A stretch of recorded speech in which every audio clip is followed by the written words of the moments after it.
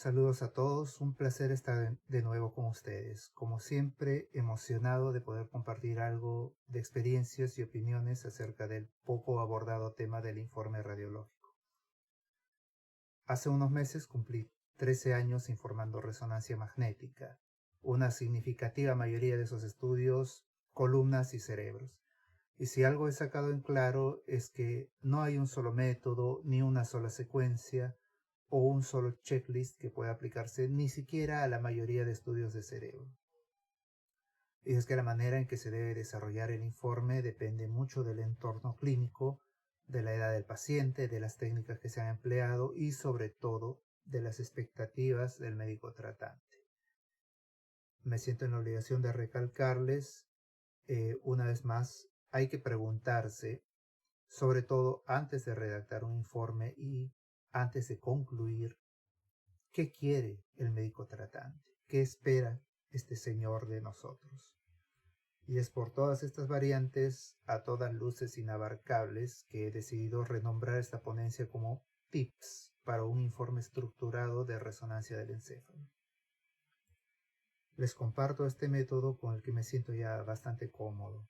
Se basa en 5 simples pasos. El primero es, mirar.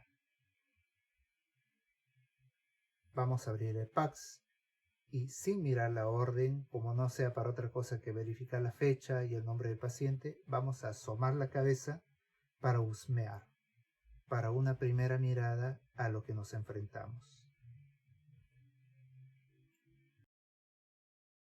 Tenemos nuestro primer paciente debidamente anonimizado. Siempre hacemos un recuento de las secuencias en el menú que esté a la derecha, a la izquierda, según nuestro visor, qué cosa nos ha llegado al PACS. Aquí tenemos un T1, un T2 coronal, un flare, difusión, una secuencia, dos variantes de técnicas de susceptibilidad, un angio y contraste, ¿no? Vamos a mirar primero las secuencias base. Recuerden que ahorita estamos dando una primera mirada. Procedemos al volumen, o mejor al sagital T1, que es la secuencia que con más frecuencia he visto en los protocolos base de la mayoría de centros diagnósticos. T1 es, como muchos aquí sabrán, una de las secuencias más anatómicas del amplio menú de opciones que nos ofrece la resonancia del cerebro.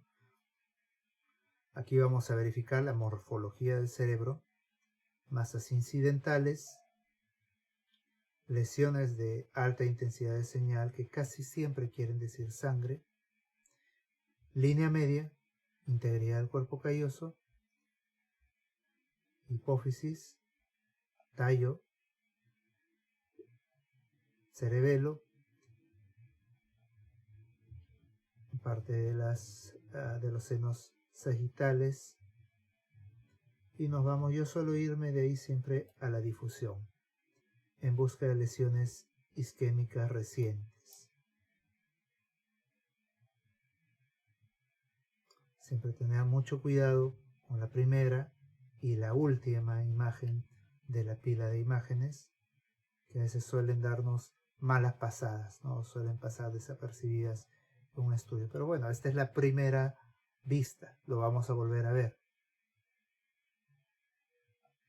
Luego busco la técnica de susceptibilidad, o el cogradiente, o Venus Bold, o Swan, lo que tengan disponible, en busca de residuos hemáticos. Obviamente las alteraciones de señal en todas estas secuencias tienen un diferencial enorme y solo alcanzan su utilidad en correlación con el resto de hallazgos y con el entorno clínico.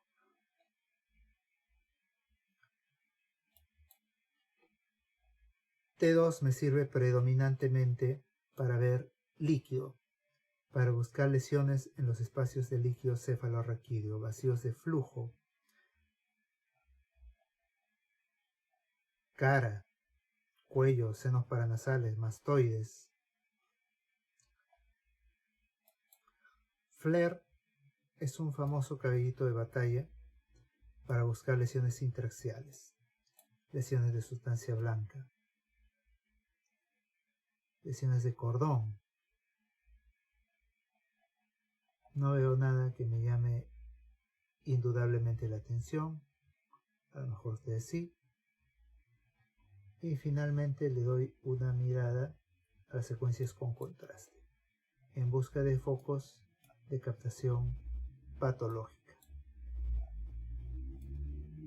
Muy importante ver acá venas, ver acá que los senos venosos del cerebro estén llenos de sangre y no ocluidos por un contenido patológico.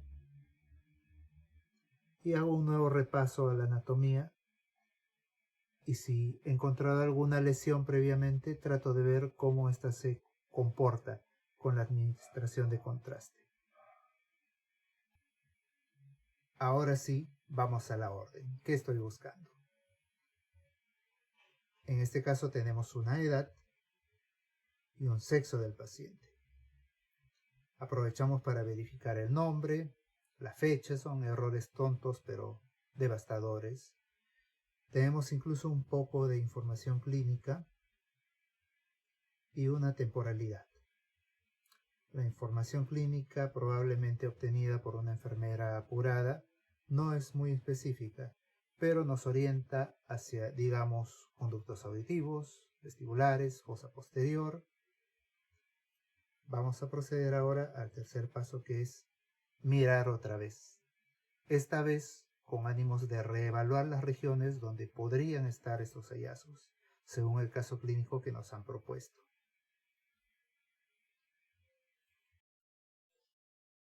Volvemos a nuestro estudio. No vamos a incidir otra vez en lo que ya hemos visto. Esta vez nos vamos a ir a las imágenes dirigidas.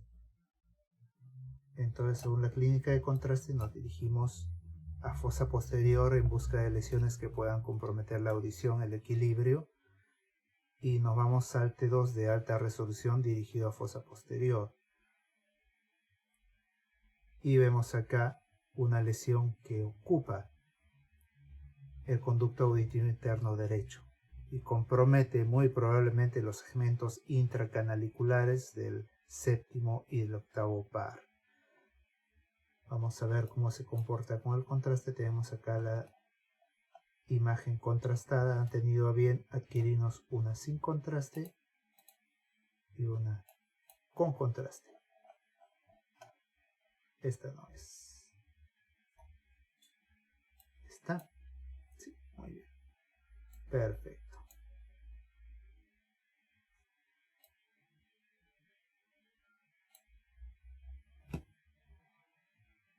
Acercamos un poquito más. ¿Qué les parece? Estoy seguro de que muchos lo vieron a la primera, pero también estoy seguro de que sin esa información clínica no hubiera sido tan fácil. El colega que hizo el informe también lo vio. Vamos a ver qué puso. Aquí está el informe original del colega que hizo este estudio. Y de arranque no me gusta la manera en que concluye. Mucha letra. Esto no es una conclusión. O sea, no digo que está incorrecto. Es más, está todo lo que hemos visto, todo lo que hemos descrito. Lo malo es que la respuesta a la pregunta del médico tratante está sumergida en un montón de información irrelevante. Y a esto viene el cuarto punto. Tienes que priorizar tus hallazgos. Imagínate que llegas al consultorio del colega que te ha pedido que evalúes a su paciente, un colega cansado, de pocas pulgas y sobrepasado de trabajo. Te pregunta qué le encontraste y qué es lo que le dices. Sí, encontrar un quiste aracnoideo en fosa posterior que remodela ambos hemisferios. Bueno, pero ¿qué más? ¿No? Eso no es importante, no síntomas. Están calcificados los plexos coroideos, la glándula pineal. Bueno, la mitad, el 80% de personas tienen calcificado eso. Hay unos foquitos de gliosis por aquí, por allá. Bueno, el hombre tiene más de 50 años, tiene todo el derecho de tener eso. En este punto, el colega está haciendo lo humanamente posible para no echarte a patadas del consultorio. Hasta que le dices el hallazgo que él está buscando, acompañada de otro par de párrafos irrelevantes. La resonancia y sobre todo la resonancia de cerebro proporciona una cantidad enorme de información, pero es nuestro trabajo discriminar lo relevante y de entre toda esa data rescatar qué cosa es de utilidad al paciente y qué cosa no. Es así que llegamos al último paso del método, que consiste en responder. Los radiólogos respondemos mediante nuestra conclusión. Esto es lo que personalmente habría puesto. Me he deshecho del resto de hallazgos descritos por nuestro colega. En la conclusión están donde corresponde en la descripción de los hallazgos. Y la pregunta se responde así: ¿qué he encontrado? ¿Sólido? ¿Líquido? ¿Dónde está? ¿Qué hace ahí? ¿Qué crees que sea? Bueno, es una lesión expansiva sólida. ¿Dónde está? Ocupa el conducto auditivo interno derecho. ¿Qué hace ahí? Compromete determinadas estructuras que pueden dar perfectamente los síntomas que tiene el paciente. ¿Y qué crees que sea? Probablemente un tumor neurogénico como un schwannoma vestibular. Y esa es mi primera posibilidad. 3 líneas, una conclusión bastante acorde, ¿no? Esta es una frase que ilustra muy bien este punto. No sé quién será, yo puse anónimo en el buscador y me salió este señor. Ante todo tenemos que saber qué estamos buscando para dar respuesta a un problema de salud. De otro modo no somos radiólogos, somos examinadores de placas. El tiempo que me queda de la ponencia voy a revisar 3 de los entornos clínicos más comunes en resonancia de cerebro y cómo podemos estructurar un informe encaminado a dichas situaciones. Empezamos con el que es de lejos el motivo más frecuente para solicitar resonancia magnética: dolor de cabeza. El Colegio Americano reconoce varios grupos de pacientes en función a las características y a la temporalidad de esa cefalea. El primer grupo corresponde a un dolor de cabeza nuevo, súbito, intenso. Ojo, todos aquí sabemos que la indicación ante este tipo de cefalea no es resonancia, pero la mayoría de veces el examen solicitado no es nuestra decisión. Ya le pidieron resonancia, ya tenemos al paciente en la estación de trabajo. Esto es lo que tenemos que buscar. La información que obligatoriamente debemos describir es la siguiente. Primero, buscar sangre. Y en segundo lugar, la ubicación del sangrado, un estimado del tamaño del sangrado, un tiempo aproximado del sangrado de acuerdo a las características o al grado de organización de ese componente hemático que nos va a dar la temporalidad, y las consecuencias de este sangrado. ¿Qué hace este sangrado? Produce un edema citotóxico, empuja, infiltra tejido. La cefalea, que incluye algún grado de deterioro neurológico, ahora es un poco diferente cuando esa cefalea se asocia a un evento traumático reciente. En este caso vamos a dirigirnos a la periferia en busca de contusiones. Hematomas laminares, como estos que estamos viendo acá a nivel de ambos lóbulos frontales, muy discreto a nivel parietal izquierdo. Mucha atención a las imágenes de susceptibilidad y sus similares, como el ecogradiente, que pueden dar pequeños artefactos nodulares de susceptibilidad que en este entorno clínico podrían sugerir una lesión axonal difusa. La cefalea, que incluye algún grado de deterioro neurológico, obliga a la búsqueda de otra serie de condiciones, en especial aquellas que incrementan la presión endocraneana. Si de ustedes dependiera, aparte del protocolo base, pidan siempre contraste a estos pacientes. Y en ausencia de hallazgos evidentes, no dejen de mirar las venas.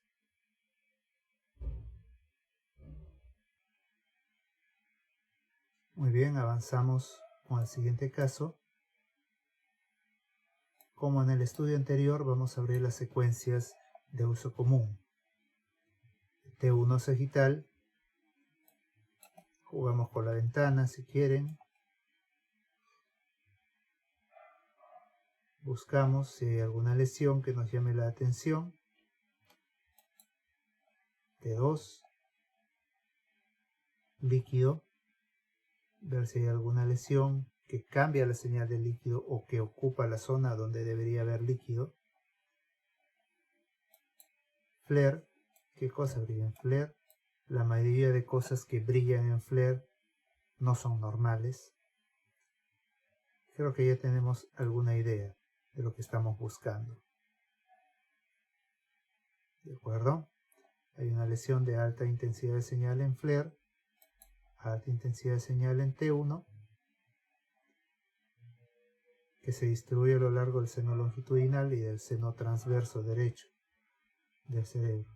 Y tenemos la imagen contrastada, ¿no? Tenemos la buena suerte de contar con un volumen contrastado, que si le hacemos el estudio volumétrico, tenemos una evidente trombosis de seno longitudinal y del seno transverso derecho, caracterizada por todas estas zonas de vacío de contraste que está ocupado no por líquido, no por sangre venosa, sino por un trombo.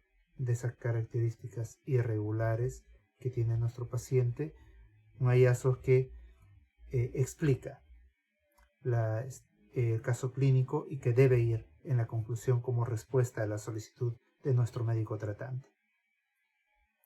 Las otras situaciones tipo que menciona el Colegio Americano es la cefalea más frecuente de todas. De hecho, el dolor de cabeza usual, el dolor de cabeza crónico, que no se acompaña de mayores hallazgos neurológicos. De hecho, las guías aseguran que este tipo de molestias no requieren estudios de imagen. Pero dado el caso, un protocolo base que incluya un T1 sagital, alguna secuencia T2, un flare, una difusión y una susceptibilidad, nos liberan de la gran mayoría de condiciones peligrosas que hacen doler la cabeza. Si la cefalea conocida por el paciente usual cambia sus características, aumenta de magnitud rápidamente o se asocia a deterioro neurológico, náuseas, hay que estudiarla como en el caso anterior, como si fuera una cefalea nueva.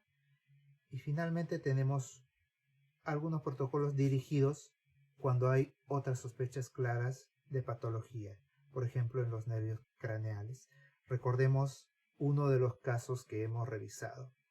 En las secuencias usuales, la lesión es dudosa. Podrías decir en retrospectiva que fue muy fácil verla, ¿no? Pero la verdad es que tranquilamente podría pasar desapercibida. Pero en las imágenes enfocadas a la base del cráneo, la lesión es evidente, se define perfectamente y podemos incluso dar un diagnóstico certero. Estos son los estudios dirigidos.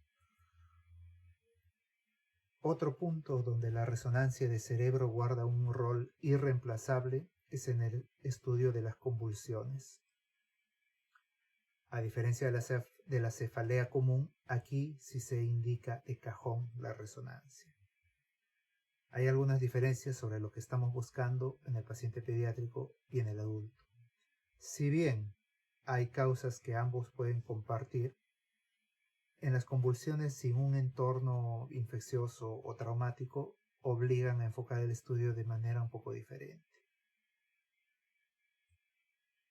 Este es un ejemplo de cómo se puede abordar esta situación en el paciente joven o pediátrico.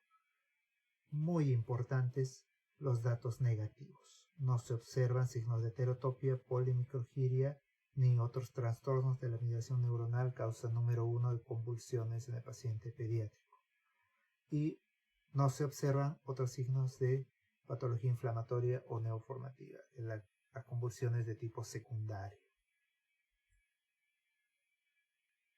Las convulsiones en el adulto obligan a descartar este tipo de causas secundarias o adquiridas. En este grupo de edad sí considero indispensable el uso de contraste. Como ven, responder a un estudio normal, sin hallazgos epileptógenos, en estos dos grupos de edades obliga a considerar algunas pequeñas diferencias en los negativos. A menos que el estudio no sea normal, como en este caso donde hay un terrible cisticerco con su Scolex, su captación en anillo característico, indudable, entonces dejaremos los negativos en segundo plano y nos pondremos a describir el presunto culpable de las convulsiones, como en este caso.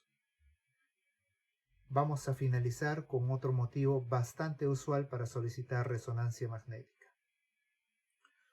Doctor, mi mamá no es la misma de siempre, está decaída, con cambios de humor, se olvida de las cosas.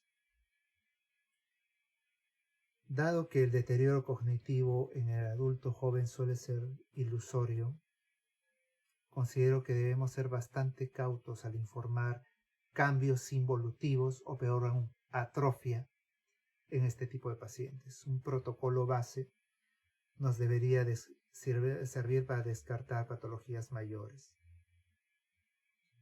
La resonancia cerebral del adulto mayor sí tiene un enfoque especial.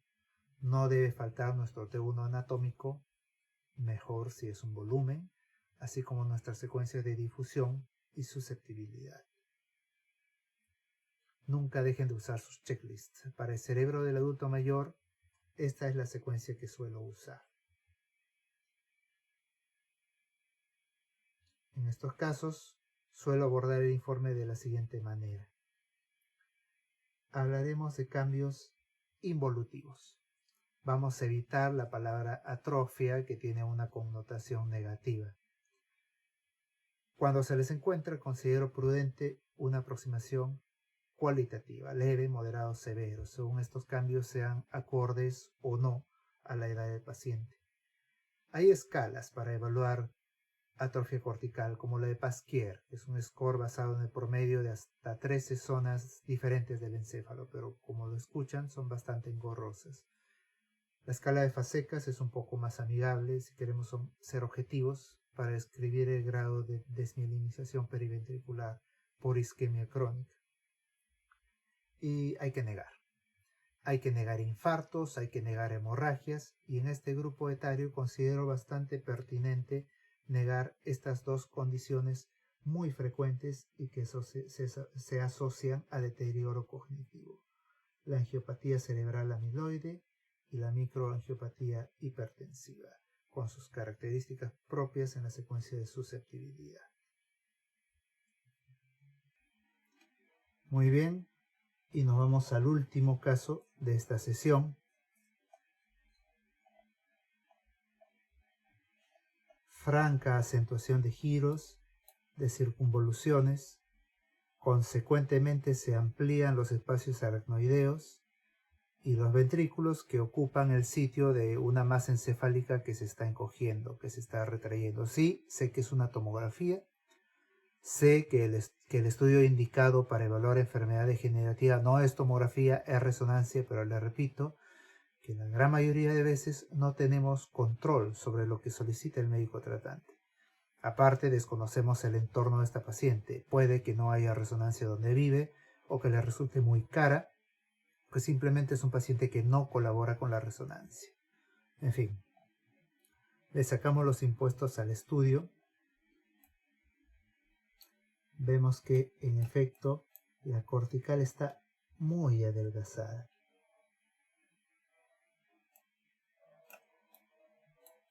Y si jugamos una vez más con el volumen, tenemos pues que hay acá evidencia suficiente. Vamos a ver de qué predominio, qué patrón involutivo hay. Un predominio frontotemporal y de hipocampos. Miren esos hipocampos lineales. Normalmente el hipocampo es como una salchicha. En este caso, es cierto que el ventrículo, es cierto que el cuerno ventricular, que el espacio de líquido que lo rodea está ampliado, pero también es cierto que el hipocampo está en la miseria, ¿no? Así como el lóbulo temporal y los lóbulos frontales. Entonces, este patrón involutivo nos da argumentos suficientes para plantear un deterioro cognitivo específico por Alzheimer. hay algo que no debemos olvidar. Al igual que nuestro aspecto externo, el cerebro envejece.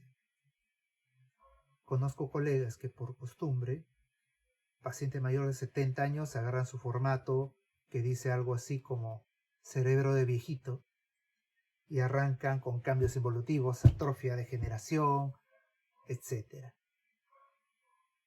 Considero que hay que ser bastante cautos antes de opinar al respecto, a menos que los hallazgos sean lo suficientemente convincentes, como en el caso que hemos revisado y que opté por describir de la siguiente manera. Ya sé que es tomografía, pero bueno, ustedes agregan las secuencias y los términos propios de la técnica. Hablamos de cambios involutivos, hablo del patrón que siguen dichos cambios, que es determinante, y sugiero una posibilidad. Personalmente me agrada concluir con un grado aceptable de certeza, pero hay ocasiones en que nuestro diagnóstico debe quedar en posibilidad, especialmente en casos como deterioro cognitivo, donde somos una parte de un diagnóstico integral que comprende nuestro informe, comprende la evolución, la historia clínica, comprende la aplicación de test de capacidad cognitiva. Es un problema cuyo veredicto final no nos corresponde. Los dejo con una frase del dramaturgo irlandés Bernard Shaw. A veces estamos convencidos de que hemos hecho un gran diagnóstico, pero muchas veces fallamos en lo más importante, que es comunicar ese gran diagnóstico de manera entendible al paciente o a su médico tratante. Muchas gracias.